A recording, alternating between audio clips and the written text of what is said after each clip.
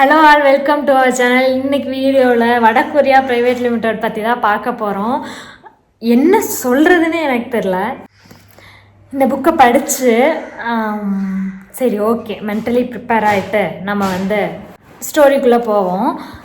ஆக்சுவலாக இதை எங்கேயாவது வச்சுட்டா நல்லாயிருக்குன்னு தோணுது. வெயிட் அதிகமாக இருக்குது, தூக்கிட்டே நின்றுட்டே பேசிகிட்டு இருக்க முடியுமா அப்படின்னு கேட்டால் எனக்கு தெரியலை. சரி இப்படி வச்சிடலாம்.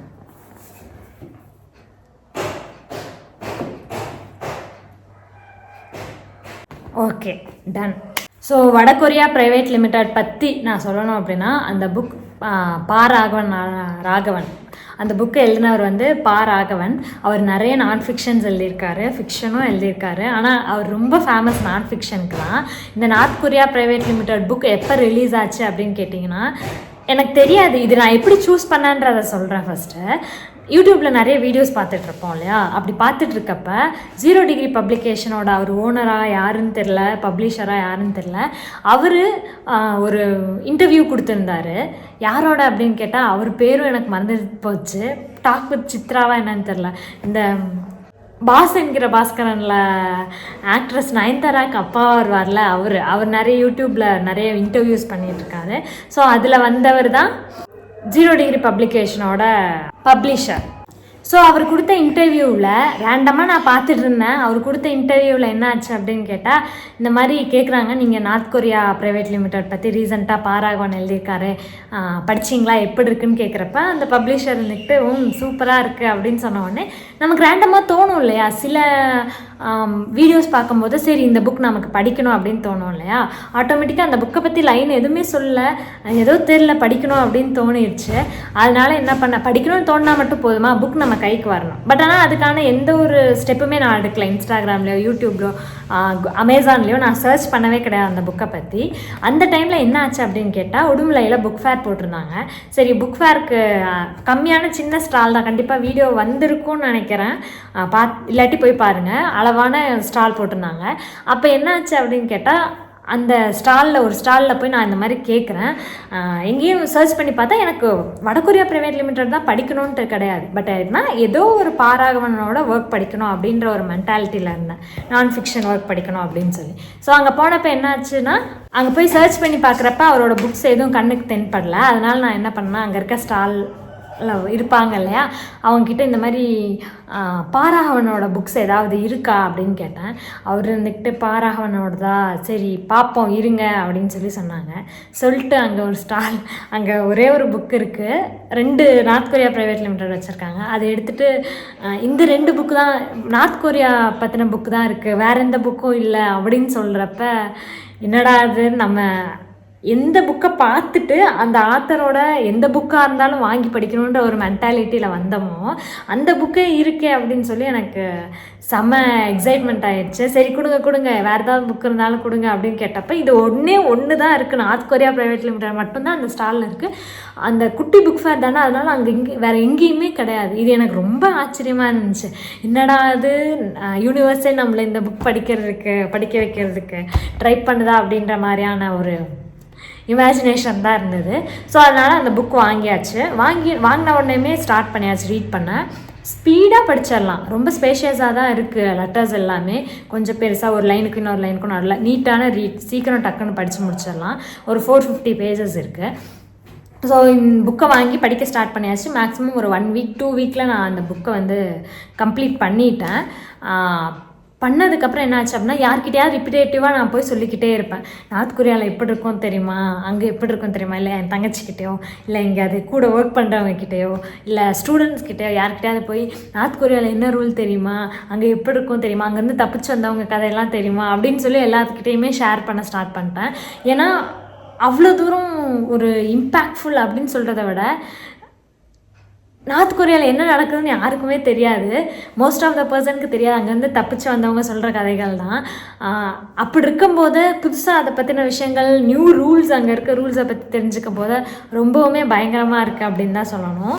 இதை விட முக்கியமான விஷயம் என்னென்னு கேட்டால், இந்த புக் ஒரு 3-4 மேக்ஸிமம் இப்போ தான் நான் சர்ச் பண்ணேன். எப்போனா நிறைய பேர் சொல்கிறாங்க ரீசன்ட் ரிலீஸ் அப்படின்றப்ப 2024 தான் ரிலீஸ் ஆகிருக்கு. நான் ரொம்ப ஹாப்பியாக இருந்தேன். ஓகே, முதல்ல 2024 ரிலீஸ் ஆன புக்கை அப்போயே கம்ப்ளீட் பண்ணியிருக்கோம் அப்படின்னு சொல்லிட்டு. கடைசியில் பார்த்தா அதுக்கப்புறம் ராகவன் அவரோட இன்ஸ்டாகிராமில் போய் பார்க்கும்போது ப்ரீ புக்கிங்கே எனக்கு தெரிஞ்சு செப்டம்பர் அக்டோபரில் ப்ரீ புக்கிங்க்கான ஒரு போஸ்ட் போட்டிருக்காங்க. செப்டம்பர் அக்டோபரில் ப்ரீ புக்கிங்னா ஷுவராக அக்டோபருக்கு அப்புறம் தான் ரிலீஸ் ஆகிருக்கும். டிசம்பரில் என் கையில் வந்துருச்சு, படித்து முடிச்சிட்டேன்.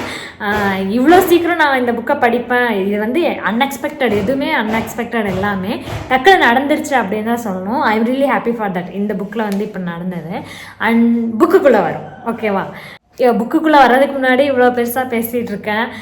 கண்டிப்பாக நார்த் கொரியான்னு எடுத்தால் பேசிக்கிட்டே இருக்கலாம், பேசிக்கிட்டே இருங்கன்ற மாதிரி அவ்வளோ தூரம் கண்டென்ட் உள்ளே இருக்குது. புக்குக்குள்ளே வரணும் அப்படின்னு கேட்டால் புக்கு இவர் எப்படி எழுதியிருக்காரு அப்படின்னு கேட்கலாம். அதான் அங்கே நடக்கிற விஷயமே யாருக்கும் எதுவுமே தெரியாது. அப்படி இருக்கப்போ நீங்கள் எப்படி நீங்கள் கதை எழுதுனீங்க, எப்படி உங்களுக்கு தெரியும் அங்கே உள்ளே நடக்கிற விஷயங்கள் எல்லாம் அப்படின்னு சொல்லி நிறைய யோசனை நமக்கு வரலாம். அதுக்கெல்லாம் படிக்கிறப்பே நமக்கு ஒரு ஐடியா கிடைக்கிது. ஓகே, இந்த 3 காம்பனண்ட் வச்சு தான் இவர் வந்து இந்த புக்கை எழுதியிருக்காரு அப்படின்னு சொல்லி. ஃபர்ஸ்ட் ஒன் என்ன அப்படின்னு கேட்டால், அங்கேருந்து தப்பிச்சு வந்த பர்சன்ஸ். ஓகேவா, அங்கேருந்து தப்பிச்சு வந்த பர்சன்ஸ் எல்லாருமே நிறைய பேர் அவங்க நேம் யூஸ் பண்ணாமல் வேற ஒரு நேமில் எல்லாத்துக்கிட்டேயும் அங்கே இருக்க திங்ஸ் எல்லாம், அங்கே நடந்த விஷயங்கள் எல்லாம் ஷேர் பண்ணிகிட்டு இருப்பாங்க. வேற ஒரு நேம் வச்சு எழுதிட்டு இருப்பாங்க. எதுக்காக அப்படின்னா தெரிஞ்சால் அவங்க இங்கேருந்து வந்து கூட கொண்டுட்டு போயிடுவாங்க. அந்த அளவுக்கு வந்து பயங்கரமான ஆளுங்க நார்த் கொரியா. ஸோ அந்த மாதிரியான விஷயங்கள். இன்னொன்று என்ன, அங்கேருந்து தப்பிச்சவங்க நிறைய பேர் வந்து இன்டர்வியூஸ் கொடுக்கறது, புக்ஸ் எழுதியிருக்கிறது எக்கச்சக்கமாக பண்ணியிருக்காங்க. அதுவே எப்போ தெரிஞ்சது அப்படின்னா இதில் ஒரு 2-3 ரெஃபரன்ஸ் கொடுத்துருக்காங்க, யாரெல்லாம் புக்ஸ் எழுதியிருக்காங்க, என்ன புக் எழுதியிருக்காங்க அப்படின்றதையும். யூடியூப்பில் எக்கச்சக்கமான வீடியோஸ் இருக்குது, அதையும் நான் பார்த்து தெரிஞ்சுக்கிட்டேன். ஸோ அவங்கக்கிட்டேருந்து வந்த ரெஃபரன்ஸ், அதுலேருந்து அவங்க இன்ஃபர்மேஷன் இன்புட் எடுத்திருக்காரு.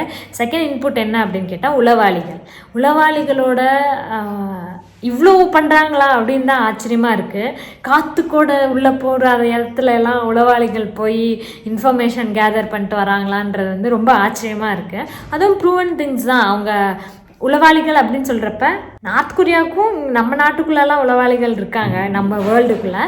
பட் ஆனால் நம்ம நார்த் கொரியாவுக்குள்ளே போய் உளவாளிகளாக ஒர்க் பண்ண முடியுமானா அதுக்கும் அப்படி ஒரு லூப் ஹோல் இருக்கா அப்படின்ற மாதிரி தான் எனக்கு ஆச்சரியமாக இருந்தது. ஸோ 2வது உளவாளிகள். 3வது என்ன அப்படின்னு கேட்டால், ரீசெண்டாக இப்போ தான் அங்கே போகிறது வரதெல்லாம் ரெஸ்ட்ரிக்ட் பண்ணியிருக்காங்க, ரொம்ப செக்யூராக ரிசர்வாக வச்சுருக்காங்க அங்கே இருக்க விஷயத்தெல்லாம். பட் ஆனால் ஒரு கிம் 3 கிம் இருக்காங்க. ஓகேவா, தாத்தா கிம், அப்பா கிம், இப்போ இருக்க மகன் கிம். ஓகேவா, அந்த 3 கிம் ஃபஸ்ட்டு கிம் இருக்க டைம்லலாம் அதெல்லாம் பழைய ரொம்ப வருஷத்துக்கு முன்னாடி இல்லையா. ஸோ அந்த மாதிரி டைம்ல எல்லாம் இந்த மாதிரி யாரும் வரக்கூடாது போகக்கூடாதுன்ற நம்மளுக்கு ரெஸ்ட்ரிக்ஷன்ஸ் இருக்காது. ரெஸ்ட்ரிக்ஷன்ஸ் இருந்தாலும் அதுக்குன்னு குறிப்பிட்ட ஒரு ரூல்ஸ் ஃபாலோ பண்ணி நீங்கள் வரலாம் போகலாம் அப்படின்ற மாதிரியான விஷயங்கள் இருக்கும். ஸோ அப்போ நமக்கு அங்கே இருக்க இன்ஃபர்மேஷன் அங்கே என்ன நடந்துட்டுருக்குங்கிறது ஈஸியாக நம்மளால் கேதர் பண்ண முடியும். அதுக்கு முன்னாடி இருந்த கொரியான்னு இருக்கும் இல்லையா, கொரியா பிரியறதுக்கு முன்னாடி இருக்க கொரியா, பிரிஞ்சதுக்கப்புறம் கொஞ்ச நாள் இருக்கக்கூடிய கொரியா, அது எல்லாத்துக்குமே நமக்கு இன்ஃபர்மேஷன் ஆட்டோமேட்டிக்காகவே வந்துடும். ஏன்னா அது அப்போ ஓப்பன் சோர்ஸாக தான் இருந்திருக்கு. இப்போ தான் வந்து ரெஸ்ட்ரிக்ட் பண்ணிட்டாங்க. ஸோ இதுதான் வந்து இவர் எப்படி இன்ஃபர்மேஷன் கேதர் பண்ணி எழுதியிருக்காருன்றது. இன்னொரு ரொம்ப நல்ல விஷயம் என்ன அப்படின்னு கேட்டால், இந்த புக்கில் இன்கேஸ் ஏதாவது ப்ரூவ் பண்ணப்படாத பட் ஆனால் எல்லா பக்கமும் பேசிகிட்டு இருக்க விஷயங்களை வந்து அதை மென்ஷன் பண்ணி இதுக்கான போதிய ஆதாரங்கள் இல்லை அப்படின்னு சொல்லியும் ப்ராக்கெட்டில் மென்ஷன் பண்ணிடுவார். அது நமக்கு ஓகே, எது வந்து ப்ரூஃபோடு பேசப்பட்டது, எது ப்ரூஃப் இல்லாமல் பேசப்பட்டதுன்றதுக்கான ஒரு ஐடியாவாக இருக்கும் இந்த புக்கில். இதுதான் வந்து இந்த புக்குக்கான இன்ட்ரோ. ஓகேவா, நார்த் கொரியான்றப்ப நமக்கு 1000 கொஷின்ஸ் வரும் இல்லையா, அதெல்லாமே. ஸோ இந்த புக்குக்குள்ளே இப்போ என்னென்ன இருக்குன்னு பார்க்கலாம். புக்குக்குள்ளே என்ன இருக்கும் அப்படின்னு கேட்டால், கொரியா பிரியறதுக்கான ஒரு ரீசன் இருக்கும் இல்லையா. ஃபஸ்ட்டு ஒரே கொரியா தான், அது பிரிஞ்சதுக்கு அப்புறம் தான். இன்னொன்று என்னென்னா, நார்த் கொரியாவுக்குள்ளே போய் இப்போ டூரிஸ்ட்லாம் நிறைய பேர் போயிட்டுருக்காங்க இல்லையா, நம்ம நார்த் கொரியாவுக்குள்ளே போய் நாங்கள் எங்கே இருக்கோன்னா நார்த் கொரியான்னு சொல்லக்கூடாதான். சொன்னீங்கன்னா உங்களை ஜெயிலில் தூக்கி போட்டுருவாங்க, கொரியான்னு தான் சொல்லணுமா. அது எப்படி பழக்கப்படும் தெரில, எப்படி ரிஸ்க் எடுத்து எல்லாம் அங்கே டூர் போகிறாங்கன்னு தெரில. அதிசயமாக தான் இருக்குது. ரிஸ்க் எடுத்து அங்கே போய் பார்க்கணுன்னு நினச்சாலும் அவங்க நமக்கு என்ன ஷோ ஆஃப் பண்ணி வைக்கணும்னு நினைக்கிறாங்களோ அந்த செட்டிங்குள்ளே மட்டும்தான் இருப்போம். அப்படி போய் அங்கே போய் என்ன பண்ண போகிறோம், திடீர்னு ஒரு செகண்ட் நம்ம நார்த் கொரியான்னு மாற்றி சொல்லிட்டோம் அப்படின்னா கண்டிப்பாக நம்மளை தூக்கி ஜெயிலில் போட்டுருவாங்க. இந்த மாதிரி நிறைய ரூல்ஸ் இருக்குது. So North Korea and South Korea பிரியறதுக்கு முன்னாடி இந்த ஏன் பிரிஞ்சுது அப்படின்ற ரீசனில் ஸ்டார்ட் ஆகி இன்றைக்கி முடியும் இருக்க சுச்சுவேஷன் முடியும் எக்ஸ்பிளைன் பண்ணியிருக்காங்க இந்த புக்கில். ஒரு ஹிஸ்ட்ரி ரிலேட்டடாக எல்லா இன்ஃபர்மேஷன்ஸும் வந்திருக்கு. எந்த ஹிஸ்ட்ரி புக் படித்தாலும் அமெரிக்கா உள்ளே வந்துடுதோ அப்படின்னு தோணிகிட்டே இருக்குது. And forgot to inform that, என்னென்னா அந்த மந்த்லி ரேப்லேயே சொல்லியிருக்கணும். என்னென்னா பேரலாக நான் கேட்டுட்டு இருந்த ஒரு விஷயம் என்ன அப்படின்னா, ஆடியோ புக்காக டாலர் தேசம் கேட்டுட்டு இருந்தேன். டாலர் தேசம் கேட்டுட்டு இருந்தப்ப எனக்கு பிடிச்ச விஷயம் அப்படின்னு சொல்கிறத விட, ஓகே நான் அதை புக்காக வாங்கி படிக்கணும் அப்படின்ற ஒரு ஐடியாவும், எப்படி அந்த புக்கை பார்க்கலாம் அப்படின்ற ஒரு கிளாரிட்டியும் கிடச்சிது. இப்போ நான் அந்த புக்கை இன்கேஸ் ஃபர்ஸ்ட் டைம் நான் எடுத்து படிக்கிறேன் அப்படின்னா, அதை ஒரு 1000 பேஜஸ் இருக்குது அந்த புக்கு. ஓப்பன் பண்ணி நான் படிக்கிறப்ப, நோட்ஸ் எடுக்கிறப்ப, ஓகே அண்டர்லைன் பண்ணி வைப்போம், இல்லை ஏதாவது எழுதி வைப்போம். இதை திருப்ப வந்துக்கிட்டே இருக்கும். அப்போ நமக்கு ஒரு ஐடியாவே கிடைக்காம வேக் ஆகிடும் நம்ம எடுக்கிற நோட்ஸ். பட் ஆனால் ஆடியோ புக் கேட்டதுக்கப்புறம் எப்படி இருந்துச்சுன்னா, ஓகே இதை இப்படி தான் நம்ம நோட்ஸ் எடுக்கணும், இல்லை ஏதாவது இம்பார்ட்டன்ட் பாயிண்ட்ஸ் நோட் பண்ணி வைக்கணும்னா இப்படி ஹேண்டில் பண்ணலாம் இந்த புக்கை அப்படின்னு சொல்லி ஒரு ஐடியா கிடச்சிது. எதனாலனா அவ்வளோ இன்ஃபர்மேஷன்ஸ் இருக்கும், கொட்டி கிடக்கும். நீங்கள் டாலர் தேசம் ஒரு புக்கு படித்தாலே போதும், உங்களுக்கு வேர்ல்டு வைடு என்ன நடக்குதுன்ற ஒரு விஷயமும், எப்படி நம்ம இன்னும் நிறைய வேர்ல்டு வைடு நடக்கிற விஷயங்கள், அந்த ஹிஸ்ட்ரிஸ் எல்லாம் இருக்கும் இல்லையா, அதை ரிலேட்டடாக புக்ஸ் எப்படி சூஸ் பண்ணுறதுன்னு நமக்கு ஒரு ஐடியா கிடைக்கும். ஸோ இந்த நார்த் கொரியா படிச்சுட்டு இருக்கப்ப நான் டாலர் தேசமும் கேட்டுட்டு இருந்தனால எனக்கு ஒரு ரெண்டுக்கும் ஒரு கம்பேர் பண்ணுற மாதிரியான சுச்சுவேஷன்ஸ் நிறைய வந்தது. ஆஸ் யூஷுவல் இதுலேயும் அமெரிக்காவை பற்றி நிறைய இடத்துல ரெஃபரன்ஸ் கொடுத்துருக்காங்க. ஸோ நான் ஃபிக்ஷன்னு போகிறப்ப டாலர் தேசம் ஒன்று எடுத்துகிட்டு நீங்கள் வேறு எந்த வேர்ல்டு வைட் நான் ஃபிக்ஷன் போனாலும் அங்கே அமெரிக்கான்ற பேர் இருந்துகிட்டே தான் இருக்கும். அது எனக்கு எந்த சந்தேகமும் இல்லை அப்படின்னு தான் நினைக்கிறேன் நான், பர்சனல் ஒப்பீனியன். ஸோ இந்த புக்குக்குள்ளே என்ன கண்டென்ட் இருக்குன்னு பார்த்தாச்சு, ஓகேவா. இந்த புக்குக்குள்ளே ஒரு இன்ட்ரெஸ்டிங்கான விஷயம் அப்படின்னா எக்கச்சக்கமாக இருக்குது. நான் அதுக்காக ஒரு பாட்காஸ்ட் பண்ணியிருக்கேன், லிங்க் நான் டிஸ்கிரிப்ஷனில் கொடுக்குறேன். இன்கேஸ் இந்த புக்கை பற்றி தெரிஞ்சுக்கணுன்னா அதை போய் கேட்டு பாருங்கள். அது இல்லாமல் எனக்கு ரொம்ப இப்போ டக்குன்னு யோசிச்சா கூட தோன்ற விஷயங்கள் எல்லாம் நான் சொல்கிறேன். அதுக்கு முன்னாடி என்னென்னா, இந்த புக் படித்து முடிச்சதுக்கப்புறம் எனக்கு தோணுச்சு, அங்கே இருக்க மக்கள்லாம் ரொம்ப பாவம், ஓகேவா. 3 கேட்டகரியாக அங்கே மக்களை பிரிச்சிடுறாங்க. First category, second category, third category. First கேட்டகரிலாம் அரசு விசுவாசிகள், ஓகேவா. Second category common people, third category துரோகிகள், இப்படி பிரிச்சிடுறாங்க. ஃபஸ்ட்டு கேட்டகரிக்கு ஃபுட் போகும், செகண்ட் கேட்டகரிக்கு அது மட்டும் கம்மியான ஃபுட் போகும், தேர்ட் கேட்டகரிக்கு ஃபுட் போகும், ஒரு நாளைக்கு 2 நேரத்துக்கு சாப்பிட்ற அளவுக்கான ஃபுட் தான் போகும். அதுலேயும் அவங்களுக்கு எக்கச்சக்க டிஃபிகல்ட்டிஸ் இருக்குது. ஏன்னா நம்ம கடையில் இருக்க மாதிரி ரேஷன்லாம் அங்கே எல்லா டைம்லையும் இருக்காது. அங்கே எப்போ ஃபுட் இருக்கோ அப்போ தான் நம்ம போய் வாங்க முடியும். அதனால என்ன ஆயிடுச்சு அப்படின்னு கேட்டால், இந்த கடத்தல்கள்லாம் அதிகமாகிடுச்சு. இது மட்டும் இல்லாமல் பேங்க்லாம் நம்ம ஏதாவது மணி போட்டு வச்சோம் அப்படின்னா, அங்கே மோஸ்ட்லி பேங்க்கில் மணியே போட்டு வைக்க மாட்டாங்களாம். என்ன ரீசன்னால அப்படின்னு கேட்குறப்ப, பேங்க்கில் மணி போட்டு வச்சுட்டு நான் இப்போ போய் பேங்க்கில் போய் எனக்கு தேவைப்படுற சுச்சுவேஷனில் மணி எடுக்கணும்னு போனேன்னா, அவங்க காசு இல்லை அடுத்த மாதம் வா அப்படின்னு சொல்லிடுவாங்களாம் பேங்க்கில்.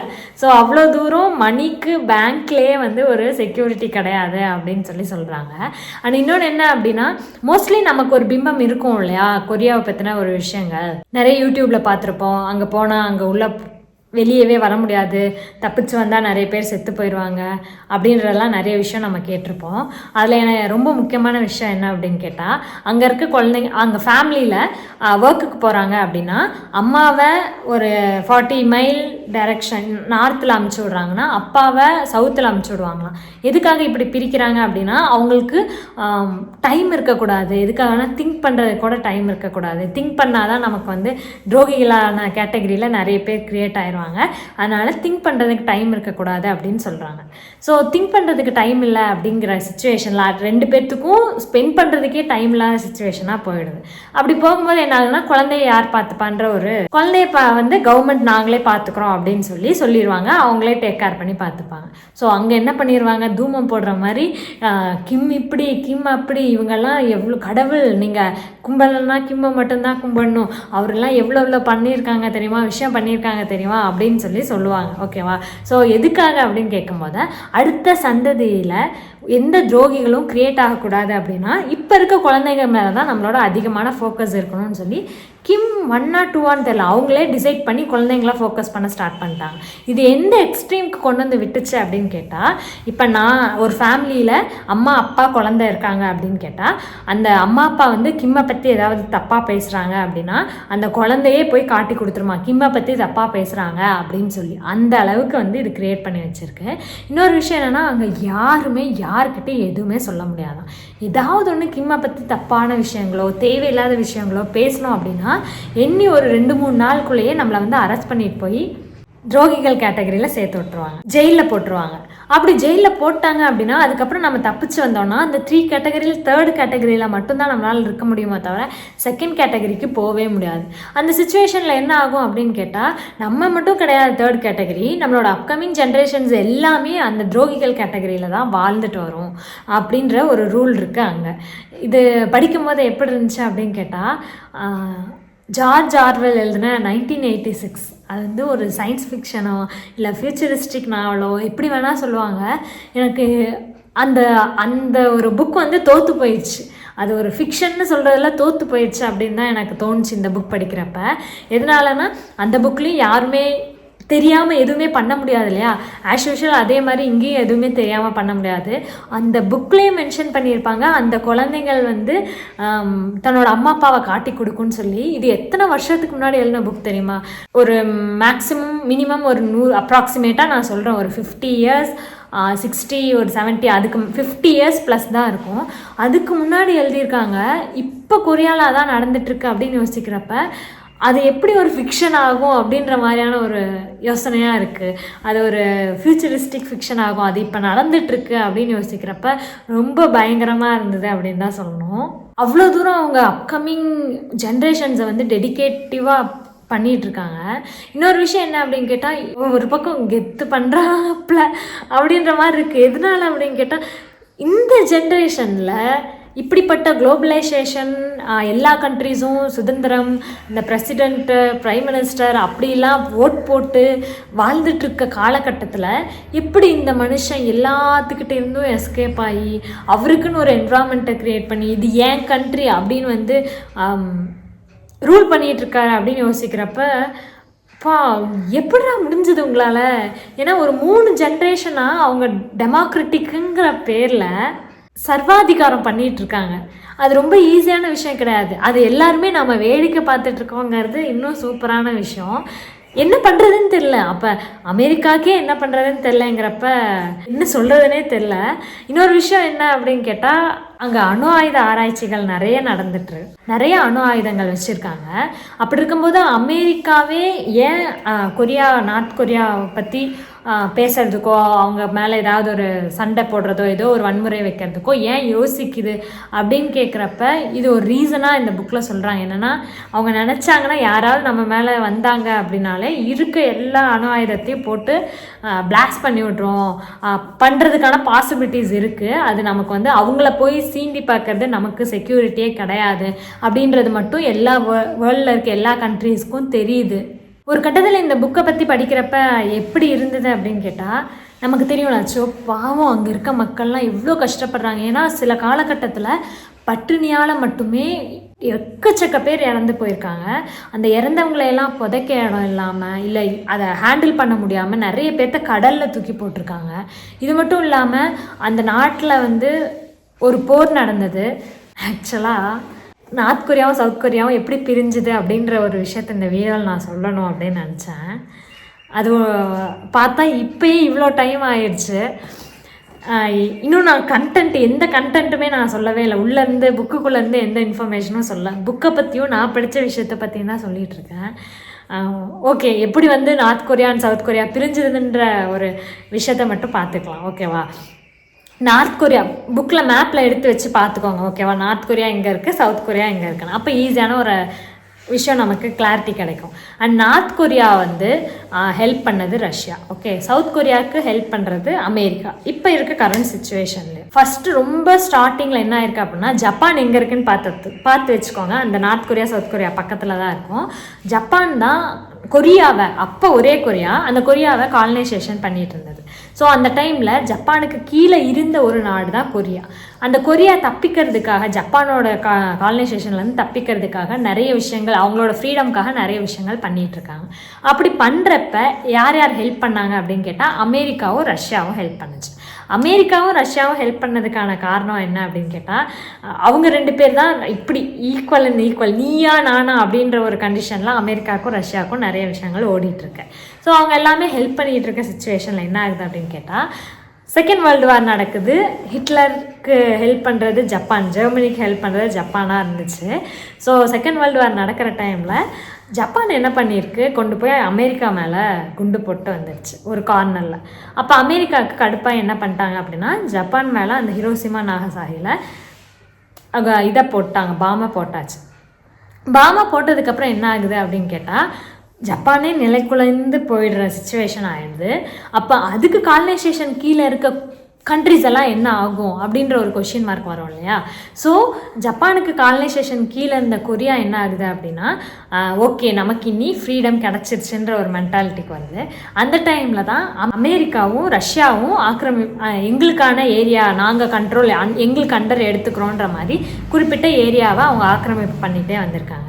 அந்த காலகட்டத்தில் எல்லாம் போர் போகிறப்ப என்னென்னா, இப்போ நானும் 2 டீம் கம்பெனி போட்டு இன்னொரு டீம் 2 கண்ட்ரி சேர்ந்து இன்னொரு கண்ட்ரி அடிக்குதுன்னா, 2 கண்ட்ரியில் யார் அதிக இடத்த ஆக்குபை பண்ணுறாங்களோ அவங்களுக்கு அந்த இடம் அப்படின்ற மாதிரியான ஒரு விஷயம் இருக்குது. ஃபார் எக்ஸாம்பிள், இந்தியா மேலே 2 கண்ட்ரி ஆக்குபை பண்ண வராங்கன்னா, சவுத்துலேருந்து ஒருத்தவங்களும் நார்த்லேருந்து 2 டீம் போட்டு வந்து அடிக்கிறாங்க அப்படின்னா, இங்கே சவுத்துலேருந்து வரவங்க அடிக்கிற இடம் எல்லாம் அவங்களுக்கு, நார்த்லேருந்து அடிக்கிற இடம்லாம் அவங்களுக்கு. அந்த மாதிரி அதே மாதிரி என்ன பண்ணியிருக்கு அப்படின்னு கேட்டால், அமெரிக்காவும் ரஷ்யாவும் கொரியாவில் ஒவ்வொரு டைரெக்ஷன்லேருந்து வந்து ஆக்குப்பை பண்ணிட்டாங்க. ஆக்குப்பை பண்ண முடியும் அவங்களுக்கு அண்டர் கண்ட்ரோல் அப்படின்னு சொன்னதுனால அங்கே கொரியா 2ஆக பிரிஞ்சிருச்சு. ஒன்று சவுத் கொரியா, இன்னொன்று நார்த் கொரியா. இப்படி தான் கொரியா பிரிஞ்சுது. ஆனால் அதுக்கப்புறம் நடந்த விஷயம்லாம் வந்து, இப்போ அப்படி பார்த்தா ரஷ்யா கீழே தானே கொரியா இருந்திருக்கணும், நார்த் கொரியா இருந்திருக்கணும். பட் ஆனால் அந்த நம்ம தாத்தா கிம், ஃபஸ்ட்டு கிம் இருக்கார்ல, பயங்கரமாக ஸ்கெட்சு போட்டு அது எல்லாத்தையும் அவங்க கண்ட்ரோலுக்குள்ளே கொண்டு வந்துட்டாங்கன்னு தான் சொன்னோம். இன்னும் எக்கச்சக்கமான இன்ஃபர்மேட்டிவ் நம்மளை சர்ப்ரைஸ் பண்ணுறதுக்கான எக்கச்சக்கமான விஷயம் இருக்குது.